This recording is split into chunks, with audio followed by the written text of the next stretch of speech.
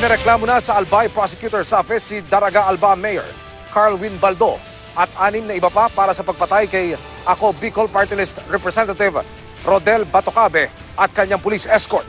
Ayon kay PNP Chief Director General Oscar Albayalde, iniutos na niya ang pagbawi ng lisensya ni Baldo na magdala ng armas at inirekomendang tanggalin ang kontrol ng alkalde sa kapulisan sa Daraga.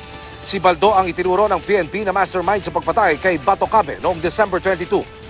7 tao ang kinontrata umano ni Baldo para patayin si Batocabe sa halagang 5 milyong piso.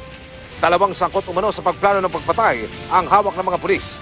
Isa sa kanila, si Christopher Cabrera Naval alias Tuping, na siya umanong bumuo ng grupo para patayin ng kongresista.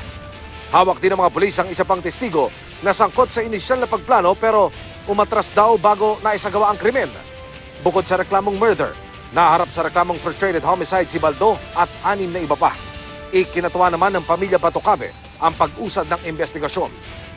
Sinisika pa namin kunin ang panig ni Mayor, pero dati nang iginit ni Baldo na wala siyang kinalaman sa pagpatay. Sabi naman ng Malacanang, may araw din sa korte ang mga suspect sa pagpatay kay Batocabe kung saan masasagot nila ang paratang. Nakakuri ng Malacanang ng mabilis na pag-usad ng reklamo.